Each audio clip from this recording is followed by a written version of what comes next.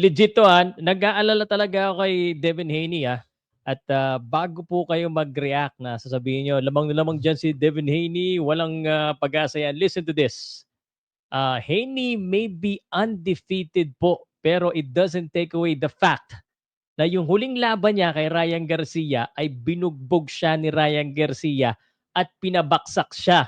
Hindi lang isa, hindi lang dalawa. At, my question here is the mindset po of, Devin Haney. Baka naman, takot pa 'yan. Anyway, this is an opportunity po dito kay Ramirez. As long as eto, masaktan niya at umatake ng maaga si Ramirez, then he may have a chance. Pero if Devin Haney can come back to his old self, it will be a unanimous decision win for Devin Haney. Masyadong skills at defensive itong si Devin Haney. Ito yung mga gustong panoodin ng mga tunay na mga boxing fan.